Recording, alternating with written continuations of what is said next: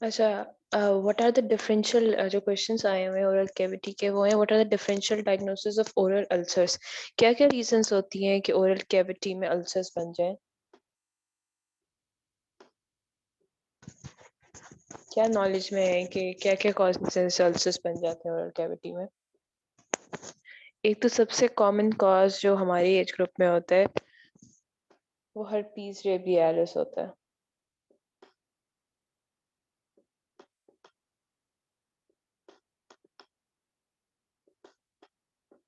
What other causes do you know? Names भी बताओ disease. Immune neoplastic नहीं।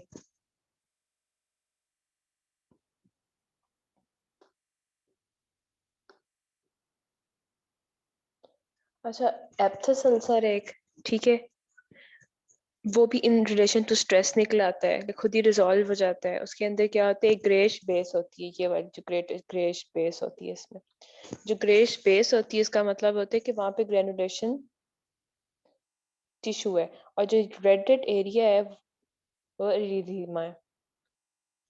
आगे बेशीट सिंड्रोम, टर्किश वर्ड से, टर्किश ने ये टर्किश डॉक्टर के नेम पे, बेशीट सिंड्रोम, ठीक है। इसमें भी एप्थस अल्सर्स होते हैं, साथ ट्रायड होता है, जेनिटल अल्सर्स होते हैं, एप्थस अल्सर होते हैं, और यूवियाइटिस होता है, ठीक है। रेड आई की जो एक कॉज है यूवियाइटिस, यूविया में इन्फ्लेमेशन होती है इसके, ये ड्यू टू वेस्कुलर इन्फ्लेमेशन होता है। तो आंख में भी वैसे सप्लाई करी है, आपके जेनिटल्स को भी सप्लाई करी है मुंह पे, तो ये अल्सर्स डेवलप हो जाते हैं। इसकी इटियोलॉजी अननोन है। दूसरी बात है, एक है ओरल अल्सर्स, वो HSP1 की वजह से होते हैं। 1 का मतलब है अबव वेस्ट लाइन हो रही है, ठीक है। और 2 का क्या मतलब है? HSP2 कहाँ कराते हैं अल्सर्स?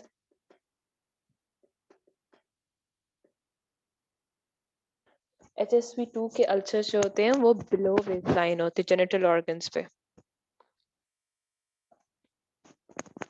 ठीक है। ओके, ये अगर इन चाइल्डहुड 20s में, ठीक है, टिल 30s तक होता रहता है, वाइस डोरमेंट रहता है। और एक्टिवेट कब होता है? जब स्ट्रेस होता है, सनलाइट होता है, मेंस्ट्रुअल साइकिल आपका स्टार्ट होता है, तो ये रिकरेंट अल्सरेशंस होती हैं। अच्छा, जो बुक में टेबल बना हुआ है उसमें इन्फेक्शियस कॉजेस में क्या दिया हुआ है? Herpes simplex, hand foot mouth disease, bacterial में विंसेंट इन्फेक्शन, टीबी, सिफिलिस से भी होते हैं, ओरल अल्सरेशन।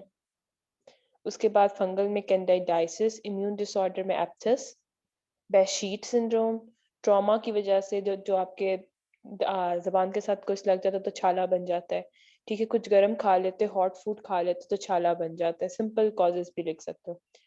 उसके बाद अगर दांतों में जिन्होंने वो ब्रेसेस लगाए होते हैं उनके टंग के साथ टच होते हैं, या फिर ओरल मिकोजा के साथ टच होते हैं, तो उनके सिंपल बन जाते हैं, ठीक है। उसके बाद स्किन डिसऑर्डर से लाइकन प्लेनस, पेम्फिगोइड, बुलस पेम्फिगोइड, ये डर्मा में पढ़ेंगे, मेडिसिन में इन सब से भी होते हैं लीजन्स। बाकी ल्यूकीमिया में ड्रग एलर्जी, कोई टूथपेस्ट रिएक्शन कर जाती है, उसकी वजह से भी ओरल अल्सर हो सकते हैं। विटामिन डेफिशिएंसी की वजह से, कौन सी विटामिन डेफिशिएंसी की वजह से होते हैं ओरल अल्सर्स?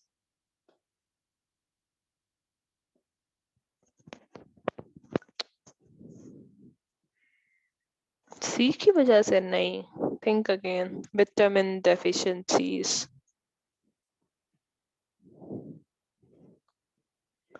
सी की वजह से तो ब्लीडिंग कम्स होते हैं ना, स्कर्वी होती है, विटामिन डेफिशिएंसीज। आयरन डेफिशिएंसी होती है ना, उसकी वजह से हो जाते हैं, आयरन डेफिशिएंसी की वजह से। एनीमिया जो कॉज करते हैं ना विटामिन, उनकी वजह से होते हैं। वो एंगुलर चिलोसिस और एंगुलर स्टोमेटाइटिस, वो चीजें पड़ी हैं, विटामिन B12 की वजह से होता है। आगे व्हाट इज विंसेंट इंजाइना? अच्छा, एक लुडविग इंजाइना पड़ा है जो हमें सबमेंटिबुलर स्पेस की इन्फेक्शन होती है, and it is acute emergency, ठीक है, ENT की इमरजेंसी है, otherwise the person will have respiratory obstruction. और विंसेंट एंजाइना ये दांत में इन्फेक्शन होती है जिनकी पूरे ओरल हाइजीन होती है या इम्यूनोसप्रेसिव उनकी स्टेट होती है, ठीक है। पेनफुल प्रोग्रेसिव होती है, अल्सरेशन से स्टार्ट होती है, डेड टिश्यू उतरने लग जाता है, फिर थ्रोट तक सारी इन्फेक्शन स्प्रेड हो जाती है। अब डायग्नोसिस कैसे करते हैं? क्लिनिकल फीचर्स पे। दूसरा, आप स्मेयर लेके उस पर भेज दो तो आपको कॉजेटिव एजेंट जो है इसका वो फ्यूसोबैक्टीरिया फ्यूसीफॉर्म बेसिलाई वो मिल जाएगा आपको, और ल्यूकोसाइटोसिस मिल जाएगा। ल्यूकोसाइटोसिस मींस ल्यूकोसाइट्स मिल जाएंगे, WBCs।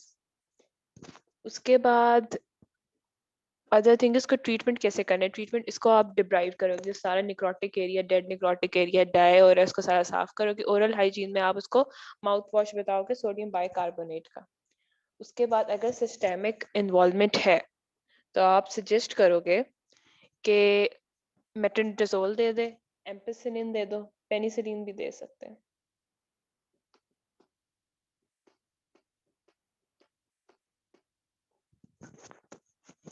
आगे सबम्यूकोजल फाइब्रोसिस, इसका प्रीवियसली क्या आइडिया है इस डिजीज के बारे में? Submucosal fibrosis, fibrous tissue develop हो रहा है नियर म्यूकोजा। What happened? ये मुंह का डिसऑर्डर है, ठीक है। इसमें near epithelium fibrous oral cavity और फेरिंक्स में डिपॉजिट हो रहा है, और ये इसलिए डिपॉजिट हो रहा है या आपकी मुंह की हाइजीन ठीक नहीं है, या आप इरिटेंट्स टेक कर रहे हो like tobacco, alcohol, vitamin deficiencies है, ठीक है। तो उससे प्री कैंसरस लीजन बनेंगे और वो इतना इरिटेट करेंगे तो इवेंचुअली क्या हो जाएगा, मुंह में कोलेजन डिपॉजिट होने लग जाएगा, फाइब्रोसिस हो रहा है। लो सोशो इकोनॉमिक स्टेटस, जो पुअर सोशो इकोनॉमिक होते हैं उनकी डेंटल हाइजीन जो होती है बहुत पुअर होती है, they are more prone to develop leukoplakia, erythroplakia, ठीक।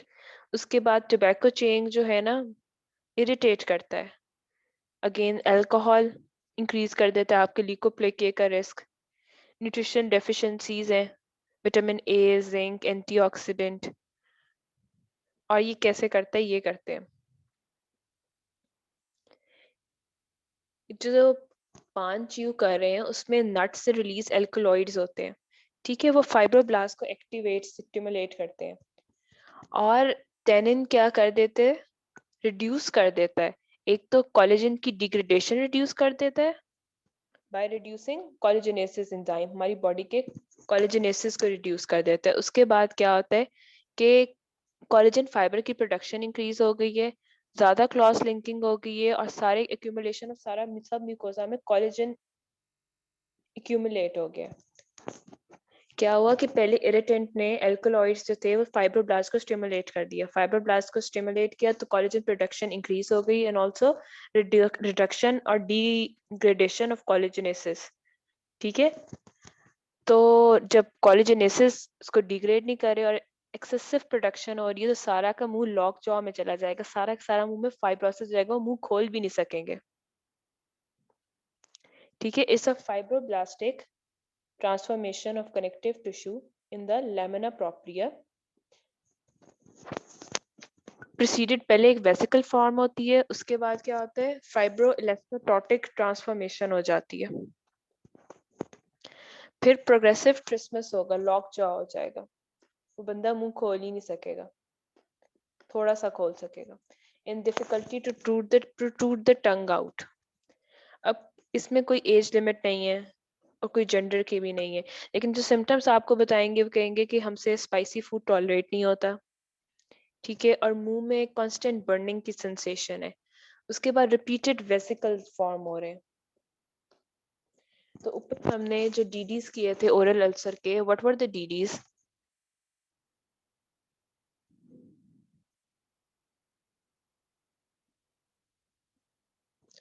What were the DDs of oral ulcers we just did?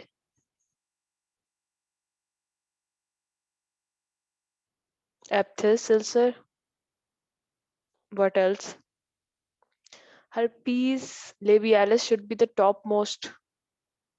Behçet syndrome.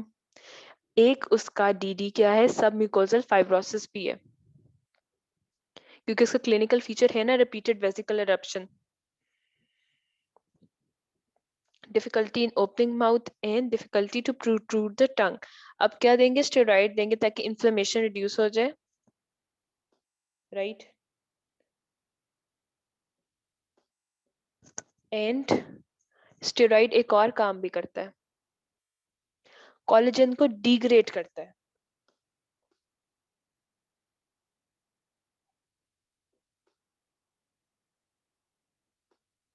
Collagen को डिग्रेड करता है, ठीक है। तो आपने डेक्सामेथासोन 4 mg या 1 मिलीलीटर कंबाइन करना है हाइलेस के साथ to break down collagen, biweekly देना है, यानी वीक में 2 times for 8 to 10 weeks.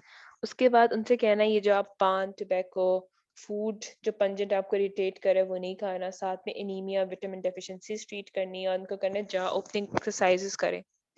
Surgical treatment के सिर्फ नेम्स याद करने हैं कि आपने फाइब्रोसिस को रिलीज करके स्किन ग्राफ्ट लगा देना है, कुछ हो तो सकता नहीं। या बायलेटरल टंग फ्लैप्स, नेजोलेबियल फ्लैप्स, टीके म्यूकोपेरियोस्टियल फ्लैप्स। ये देखो इधर सिम्टम में वो दिखा रहे हैं, एक तो सब म्यूकोजल फाइब्रोसिस हुआ हुआ है और द पर्सन इज लॉकजा, और टंग प्रोट्रूड भी पूरी तरह से बाहर नहीं हो सकती।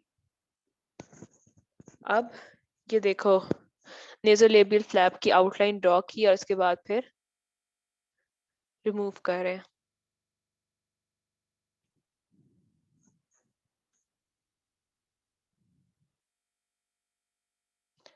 So try solving this question. A 45-year-old man visited OPD, treatment of burning sensation in the throat and trismus for last 2 years. He has a habit of pan chewing and alcohol consumption. Oral cavity examination reveals poor orodental hygiene. Whitish oral cavity mucosa in the vestibule. White patch is also noticed in the oral cavity, which is painless. What is the patient pathologically suffering from? Yes, submucosal fibrosis. Enumerate 4 predisposing factors in this patient. इसी patient के बताने हैं. I have already underlined them. एक तो है वो पान chew करता है, दूसरा है अल्कोहल कंज्यूम करता है. Still there are 2 left.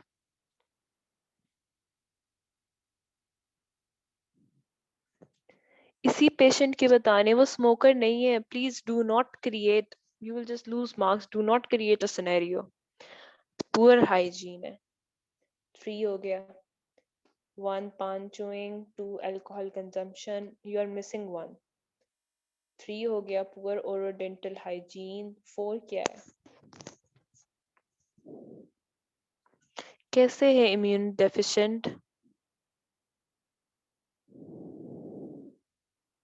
कैसे immune compromised? Age, was age a risk factor? उन्होंने कहा था there is no discrimination of age or gender. 4th क्या लिखोगे? 4 उसने कहा है. देखो इसको रीड करो तो white patch is also noticed in the oral cavity which is painless. तो leukoplakia किया ना, 4th इसका leukoplakia किया.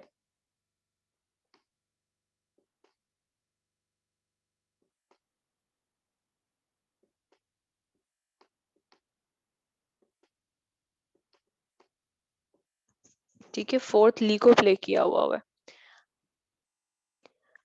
चिली फूड, भाई वो कह रहा है इसके प्रीडिस्पोजिंग फैक्टर्स बता दें.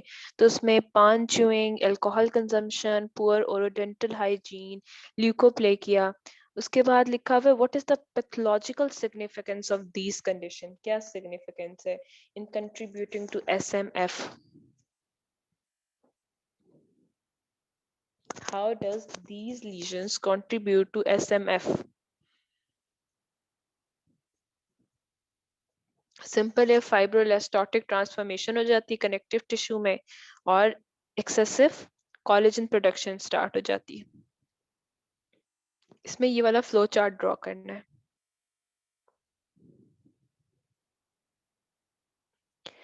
ठीक है, फाइब्रोब्लास्टिक स्टिमुलेशन हो जाती है रिस्क फैक्टर्स की वजह से. देन रिड्यूस कर देते हैं collagen degradation and increase production of collagen fibres. Collagen cross link increase हो जाएगी, सबम्यूकोसा में कोलेजन इंक्रीज हो जाएगा, फिर ओरल सबम्यूकोसा फाइब्रोस हो जाएगा. How will you manage this case? What treatment options do we have? How do we manage a patient of SMF?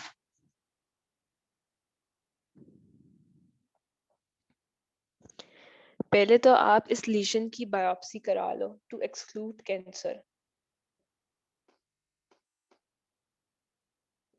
Biopsy करवा के भेज दो के हिस्टोपैथोलॉजिकल एग्जामिनेशन पे क्या आती है इसकी पैथोलॉजी। ठीक है, इस लीजन को कराने के लिए भेज दो। उसके बाद then we have to treatment options. एक है मेडिकल, जिसमें आपने स्टेरॉइड्स विद हाइलियस देना है for 8 to 10 weeks by weekly, मैंने वीक में 2 दफा। और विटामिन की कोई डेफिशिएंसी है तो उसको ट्रीट करो। ठीक हो गया। उसके बाद सर्जरी ऑप्शंस है हमारे पास। सर्जरी के ऑप्शंस क्या क्या है थे? What were the surgical options?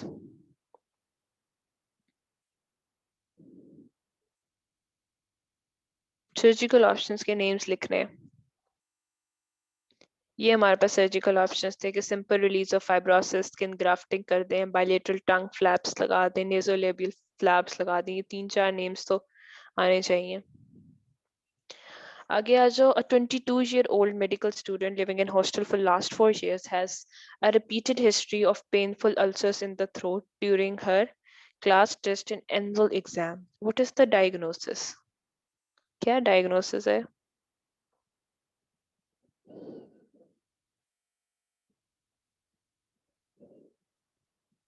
नहीं, think about it again. You are saying it wrong. क्या diagnosis है इसका? 22-year-old medical student living in hostel has recurrent ulcers whenever in stress. इसका आंसर बताओ क्या है? क्या डायग्नोसिस है इसका? It's nothing to do with hostel diet or low immunity. It has nothing to do with both. क्या चीज है इसको?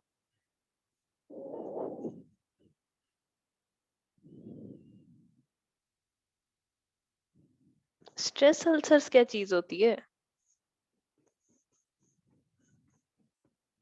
Think about it again. क्या है ये?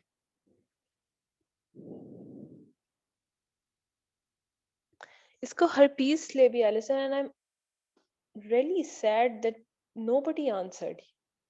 इसको herpes labialis है। ये क्लासिकल सिनेरियो है और ये इर्द गिर्द अपने हॉस्टल कोलीग्स के साथ ये करना कि उनको होता है कंटिन्यूसली, क्योंकि एक तो चीजें भी शेयर कर रहे होते हैं, कॉस्मेटिक्स भी शेयर कर रहे, लिपस्टिक शेयर हो रही होती, क्लासेस शेयर हो रहे होते हैं। herpes labialis है ये, HSV की इसकी कॉज है, HSV1।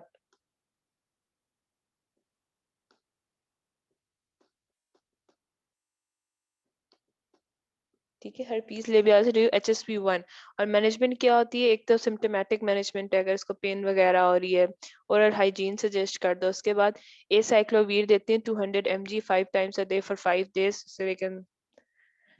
ठीक है, डर्माटोलॉजिस्ट के पास भाग रहे होते हैं ये 22-year-old medical student living in hostel and it's very common. ये herpes labialis है। अच्छा, आगे देखो। 35-year-old लेडी आई है गिविंग हिस्ट्री ऑफ पान chewing for last 15 days, gradually developed dysphagia for solid and trismus. What is your diagnosis and management?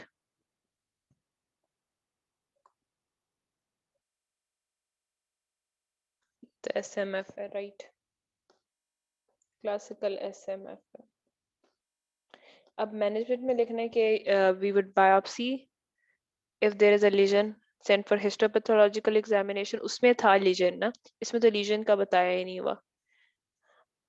और उसके बाद medical, we have medical options, we have surgical options।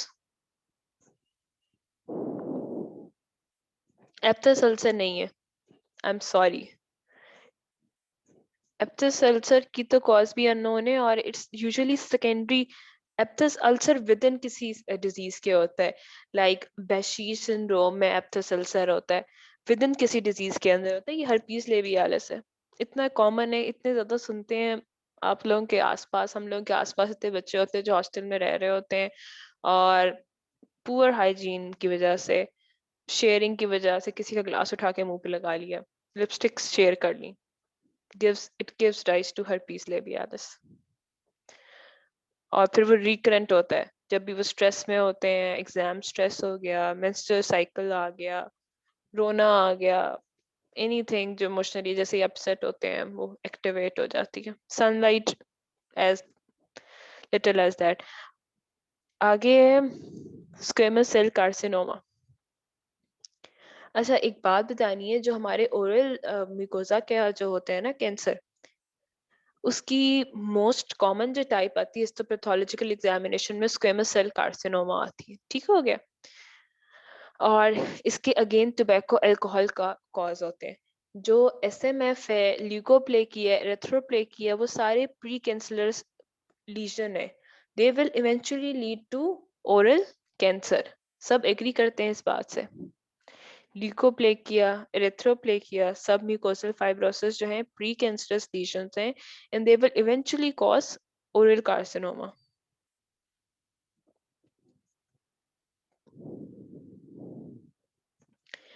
अब ये leukoplakia होता है, squamous cell dysplasia और एरिथ्रोप्लेकिया भी, ठीक है। ल्यूकोप्लेकिया व्हाइट कलर का लीजन होता है, ये देखो ल्यूकोप्लेकिया और एरिथ्रोप्लेकिया होता है रेड कलर का legion.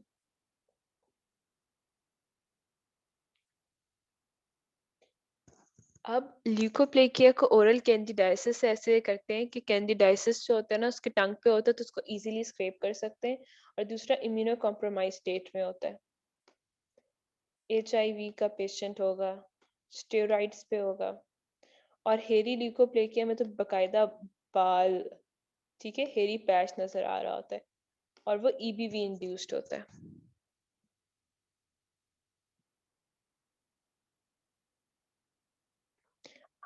Okay, check this question. A 45-year-old female patient presents with ulcer on left lateral of interior tongue.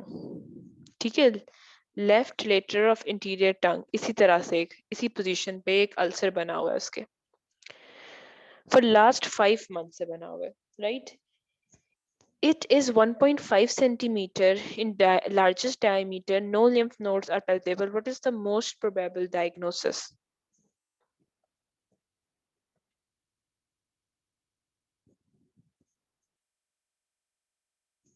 It's not carcinoma of tongue. You will write carcinoma of oral cavity.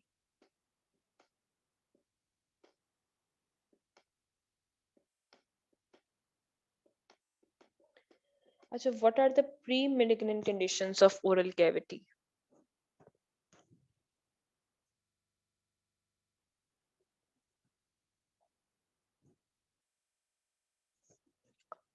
Yes, SMF भी है। SMF है, leukoplakia, एरिथ्रोप्लेकिया। अब ये oral cavity का आ गया, ठीक है। Oral cavity का आ गया सीए का पेशेंट, इसको मैनेज कैसे करना है?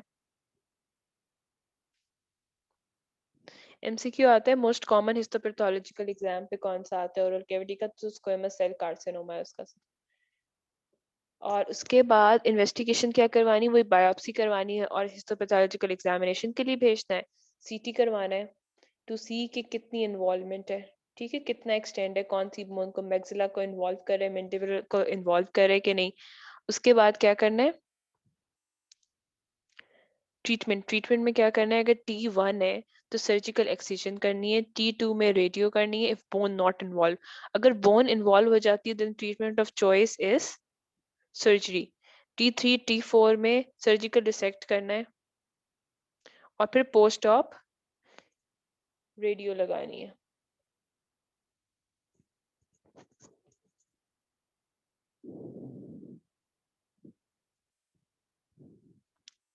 अच्छा, what are the various benign and malignant tumor of parotid glands?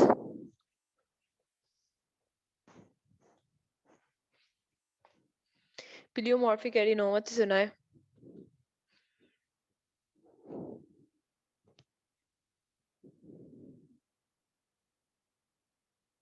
हाँ, ये पैथो से ही करने हैं। अच्छा, इसमें जो बिनाइन है वो प्लियोमॉर्फिक एडिनोमा है। प्लियोमॉर्फिक का मतलब है मल्टीपल, इसके अंदर मल्टीपल जो होते हैं टाइप्स ऑफ टिश्यूज होते हैं।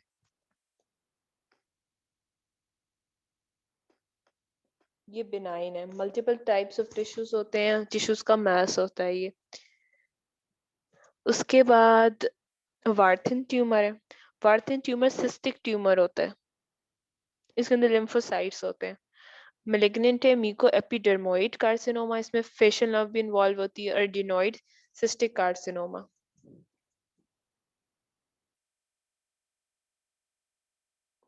आगे आगे व्हाट इज फ्रे सिंड्रोम? फ्रे सिंड्रोम का क्या होता है? फ्रे सिंड्रोम क्या होता है? एफ फॉर फ्रे, F for facial nerve. Facial nerve की जो ब्रांच है ऑरिकोटेम्पोरल,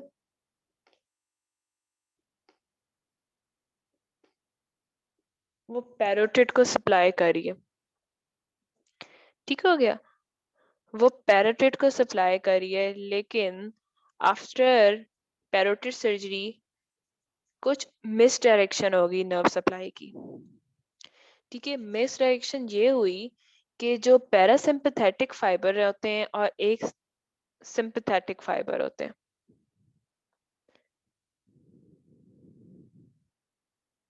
ठीक है, जो सिंपथेटिक फाइबर होते हैं वो स्वेट ग्लैंड को इनर्वेट करते हैं, और जो पैरासिम्पथेटिक होते हैं वो आपके स्लाइवा प्रोड्यूस करते हैं। अब जब वो कट कर दिया आपने पैरोटिड ग्लैंड, तो इनकी मिस इनर्वेशन हो गई, तो एवरी टाइम यू सेलिवेट तो ऊपर से मुंह पे पसीना आने लग जाता है, हालांकि ये दोनों अलग अलग थे। स्वेट ग्लैंड मेरे सिंपैथेटिक फाइबर से होते थे इनर्वेट, और पैरासिम्पैथेटिक से स्लाइवा होता था, लेकिन जब पैरोटिड निकाल दिया तो इनकी मिस डायरेक्शन होगी। ठीक है, मिस डायरेक्शन हो गई, and every time you will celebrate, बाहर की तरफ पसीना आ रहा होगा, लाल हो गया और पसीना आ रहा होगा, यही जगह है ना पैरोटिड की। ठीक हो गया, तो ये कॉम्प्लिकेशन है पैरोटिड सर्जरी की। सेवरल मंथ्स के बाद ये पता चलता है, स्वेटिंग होती है, फ्लशिंग, जब भी आप मेस्टिकेशन करते हो, चबा रहे होते हैं। ठीक है, स्लाइवा ऊपर हमारे अंदर आता है, इनका स्वेट ग्लैंड उल्टा से है, क्योंकि क्या हो गया, मिस डायरेक्शन हो गई इनर्वेशन की, और पैरासिम्पैथेटिक स्क्रीटोमोटर फाइबर्स हमारे अब स्वेट ग्लैंड को कर रहे हैं, जो कि स्लाइवा को सप्लाई करते थे। अब ट्रीटमेंट क्या है, उनसे काउंसिल कर दो, उनको रीअश्योर कर दो कि ऐसा कोई मसला तो नहीं है, सिर्फ पसीना ही आ रहा है ना खाते हुए, सोशल एम्बेरसमेंट है, उनको काउंसिल कर दो कि ऐसी कोई बात नहीं है। लेकिन अगर वो फिर भी इंसिस्ट करता है पेशेंट, देन टेम्पैनिक न्यूरेक्टमी करो, यानी मिडिल ईयर के लेवल पे नर्व को, पैरासिम्पैथेटिक फाइबर्स को कट कर दो, या शीथ और फेशिया लगा दो स्किन और उसके, ताकि सिक्रोमोटर मोटर फाइबर जो है वो ना पहुंच सके, या फिर सबक्यूटेनियस बोtulinum टॉक्सिन करके इन्फ्लेट कर दो, तब भी it will be unable to supply. उसके बाद easiest question, enumerate the narrowing in the food passage। 3 narrowing है। narrowing हम काउंट कहाँ से करते हैं? अपर इंसाइजर से। जो सीधे वाले दांत होते हैं जो हमारे निकल रहे होते हैं वो इंसाइजर्स होते हैं, ऐसे करके जो शार्प पॉइंटेड होते हैं वो कैनाइन होते हैं। ठीक है, अपर इंसाइजर से हमने इंच टेप रख के ये मेजर किए हुए। ठीक है, पहला वाला आता है C6 के सर्वाइकल 6 वर्टिब्रा के लेवल पे, ये 15 centimetre from the upper incisor. Pharyngo oesophageal junction, वहां पे एक कंस्ट्रक्शन है। ये कंस्ट्रक्शन जाना इसलिए जरूरी है क्योंकि जब हमने एसोफेजियोग्राफी करनी है तो वहां पे हमने यहाँ पे फंस जाना है, इसलिए इंपॉर्टेंट है। दूसरा, दीज नैरोइंग में हमारे फूड भी स्टक हो सकता है, फॉरेन बॉडी भी रुक सकती है। फिर इसी से इंच टेप रख के हमने ये किया। आगे 25 सेंटीमीटर पे T4 के लेवल पे, जहाँ पे आर्च ऑफ आयोटा क्रॉस करती है, तो यहाँ पे भी नैरोइंग है। ठीक है, arch of iota and left main bronchus. उसके बाद 40 सेंटीमीटर पे नैरोइंग है, जब वो एंटर होते हैं डायफ्राम पे, पियर्सिंग करके उसको एंटर करती है तब।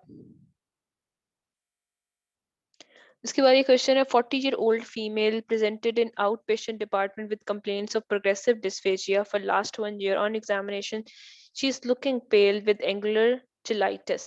Angular cheilitis होता है cracked lips.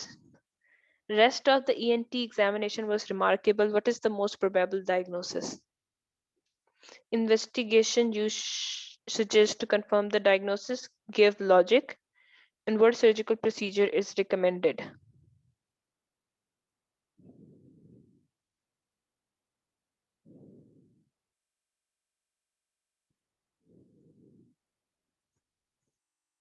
I am waiting. Dysphagia है और आयरन डेफिशिएंसी के साइंस आ रहे हैं। ये प्लमर विल्सन सिंड्रोम है, ठीक है, विद डिस्फेजिया और आयरन डेफिशिएंसी के साइन आ रहे हैं। इसमें क्या होता है, वेब बना होता है आपके पोस्ट क्रिकॉइड रीजन में। दो इन्वेस्टिगेशन जो आप कराते हो, एक होती है बेरियम स्वेलो, उसमें आपको वेब मिल जाता है, एक होगी बेरियम स्वेलो, और दूसरी क्या होगी,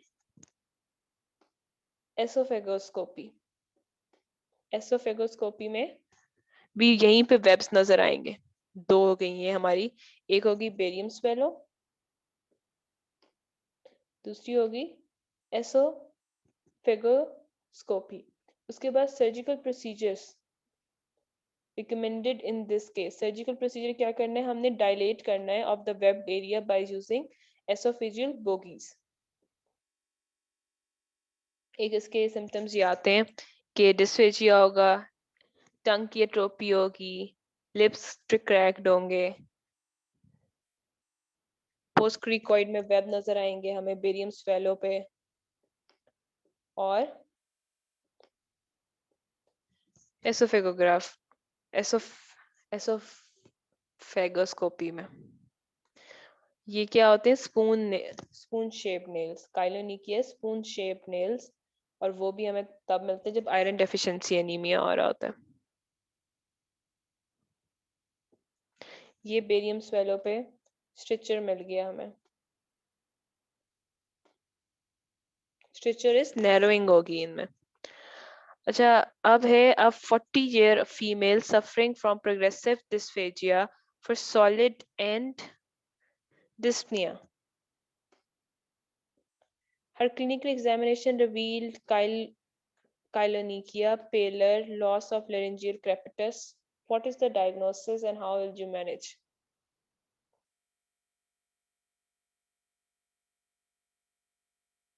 Plummer-Wilson syndrome है।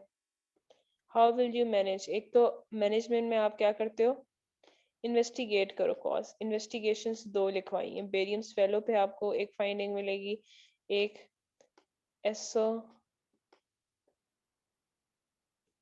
एसोफेगोस्कोपी करानी है। ठीक हो गया। उसके बाद हमारे पास मेडिकल ट्रीटमेंट है, आयरन डेफिशिएंसी की को ट्रीट करो।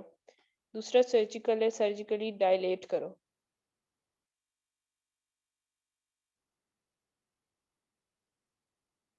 आगे आ गया कि what are the pathological strictures, what are the causes of pathological strictures in the oesophagus. अब नैरोइंग क्यों हो जाती है, क्या ऐसी डिजीजेस होती हैं या ऐसा कुछ हम करते हैं जिसकी वजह से स्टिचर हो जाते हैं, like they are not present at birth but कोई पैथोलॉजी है उनके अंडरलाइंग। अभी अभी हमने एक डिजीज की है, प्लमर विंसन में हो जाती है। और बताओ।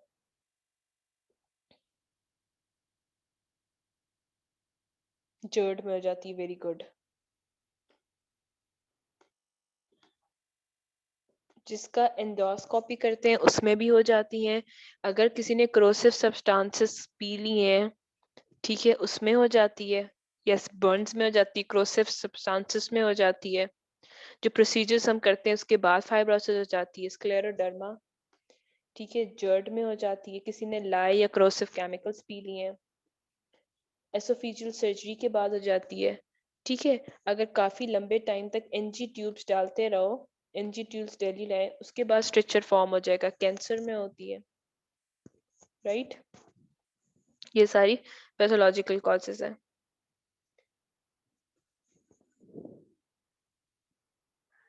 आगे हम कह रहे हैं foreign bodies in the food passage. Foreign bodies in the food passage बच्चों की आती है बिलो 5 years ऑफ एज, और मोर कॉमन।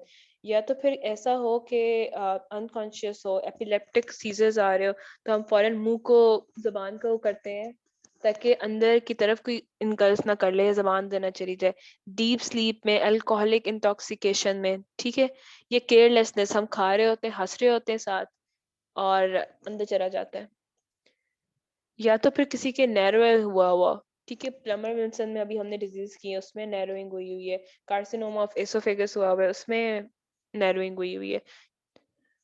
अब साइट ऑफ लॉजमेंट क्या होगी फॉरेन बॉडी की, अभी हमने किए हैं। व्हाट वर द साइट वहां पे हो सकती है लॉज, जहाँ पे हमारी नॉर्मल नैरो पैसेज है।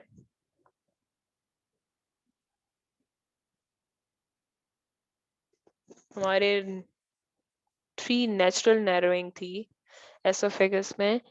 कुछ लोगों को कार्सिनोमा की वजह से और भी हो सकती है, क्रॉस की वजह से। हमारी 3 है। 3 कौन सी हैं वो locations? I am waiting for you to answer. कौन सी हैं वो 3?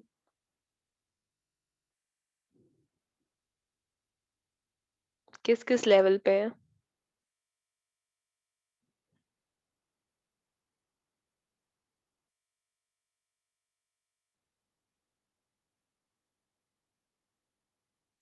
ठीक है, एक C6 के लेवल पे है, एक T4 के लेवल पे है, और एक T10 के लेवल पे है।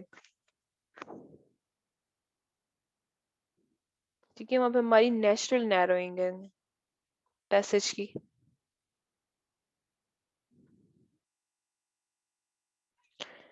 इनपे लॉज हो सकती है फॉरेन बॉडी। अब सिम्टम्स क्या आएंगे? हिस्ट्री ऑफ आएगी चोकिंग, जैसे ही गले में कुछ जाता है we start choking, gagging, pain होती है।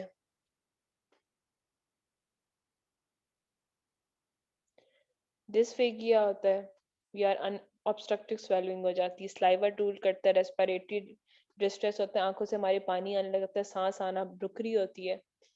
ठीक है, अब टेंडरनेस, नेक पे टेंडरनेस, पुलिंग ऑफ, सारे मुंह में सलाइवा की सिक्रीशंस भरी पड़ी होती है।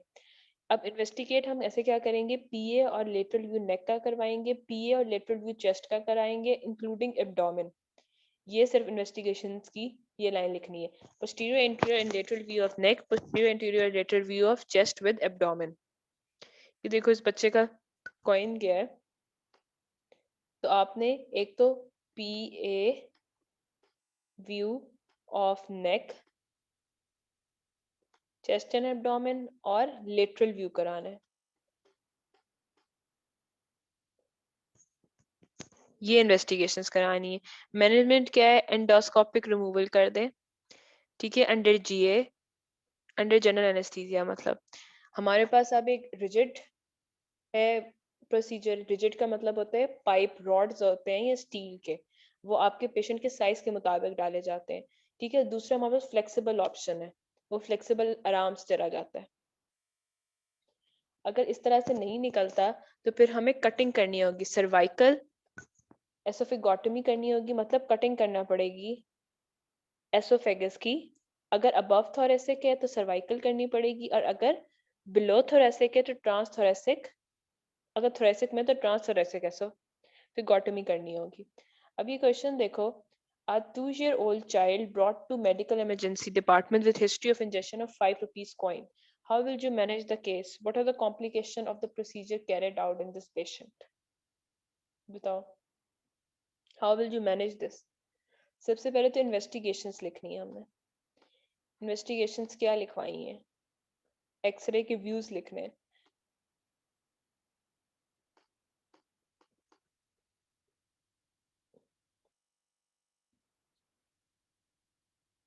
X ray AP view, lateral view neck का कराना है। एक्सरे एपी पोस्टरो एंटीरियर था। अदीला ये just did a wrong thing कि ये पोस्टरो एंटीरियर है, पीए व्यू है, नॉट एपी। पीए व्यू और लेटरल व्यू ऑफ नेक कराना है।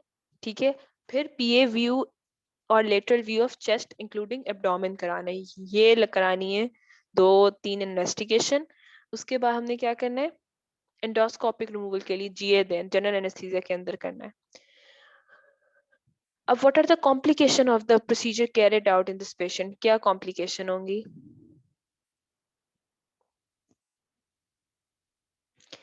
हमेशा कॉम्प्लिकेशन की 2 हेडिंग्स होती है ना, एक एनेस्थीसिया रिलेटेड और एक प्रोसीजर रिलेटेड। एनेस्थीसिया में क्या हो सकता है? कार्डियक अरेस्ट आ सकता है, रेस्पिरेटरी इंसफिशिएंसी हो सकती है। ठीक हो गया। उसके बाद इस प्रोसीजर की क्या होता है? हाँ बिल्कुल, परफोरेट हो सकता है, स्ट्रिचर फॉर्म हो सकता है। ठीक है, परफोरेट हो सकता है, स्ट्रिचर फॉर्म हो सकता है।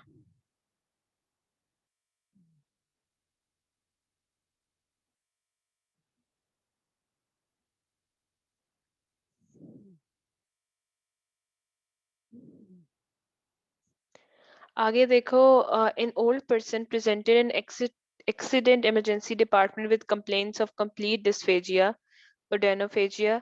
He is attributed his complaint to dislodging his denture. Old person था और उसका डेंचर जो दांत में उन्होंने फेक टीथ लगाए होते हैं वो उसका आगे चला गया है. What procedure would you adopt to help this patient? Complication associated with it?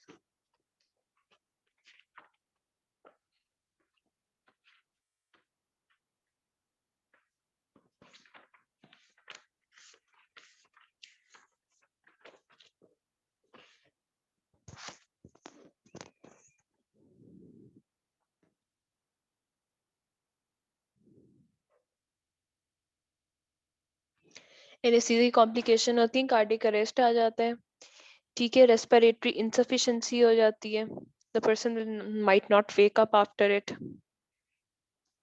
ठीक है, कार्डियक अरेस्ट, रेस्पिरेटरी इनसफिशिएंसी. उसके बाद which procedure would you adopt या एंडोस्कोपिक रिमूवल अंडर जीए?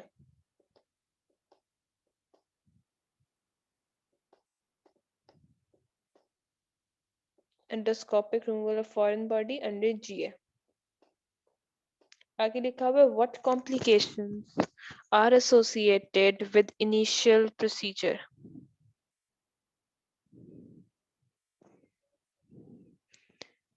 ठीक है, कॉम्प्लिकेशंस क्या क्या थी? Injury to lips, teeth, retinoids, injury to pharyngeal mucosa, perforate हो सकता है पूरा पूरा एसोफेगस, स्टिचर बन सकते हैं, ट्रेकिया कंप्रेस हो जाएगा. बच्चों को तो बहुत जल्दी होता है क्योंकि वो सॉफ्टर होता है. आगे आ जाओ. If the initial procedure is ineffective then what other options do you have? Endoscopic removal नहीं होता. क्या हमारे पास ऑप्शन थी? सर्वाइकल करनी है या ट्रांसथोरेसिक करनी है, बट ऐसे लिखना है इसका answer. We need to know exact location. जब आप एक्सरे और वर्कअप कराओगे ना तो आपको एग्जैक्ट लोकेशन पता चल जाएगी, उसके मुताबिक आप करोगे सर्वाइकल करनी है या ट्रांसथोरेसिक करनी है. अच्छा, what other indication you know about the initial procedure? अब इनिशियल प्रोसीजर हमारा क्या था? एंडोस्कोपिक रिमूवल ना, एसोफेगोस्कोपी कर रहे थे. उसकी अदर इंडिकेशंस क्या है? एक तो हमने रिमूवल कर लिया ना फॉरेन बॉडी के. अदर इंडिकेशंस हैं कि अभी हमने किया है, एक बहुत बड़ी इंडिकेशन थी जिससे किसी को डिस्फेजिया की कॉज हमने करनी है, प्लमर विल्सन सिंड्रोम में करा रहे थे, किसी को स्टिचर हुआ तो हमने देखना है किस वजह से स्टिचर हुआ है. ठीक हो गया. कार्डिक एकलेजिया हो सकता है, जर्ड में कराते हैं हम. ठीक है, जर्ड में कराते हैं.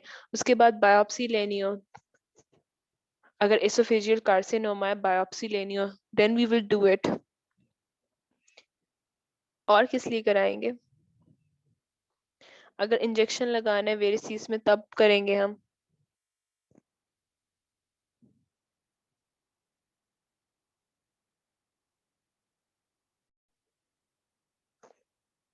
सी, ये है oesophagoscopy, direct visualization of oesophagus using a एसोफेगोस्कोप.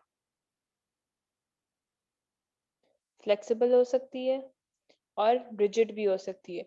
अच्छा, अगेन इसमें क्या करना है? फॉरेन बॉडी रिमूव कर सकते हैं हम, बायोप्सी ले सकते हैं, राइट.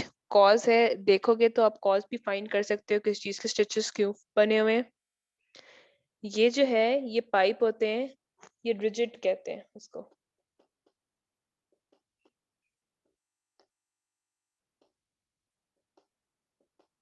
एसोफेगोस्कोप.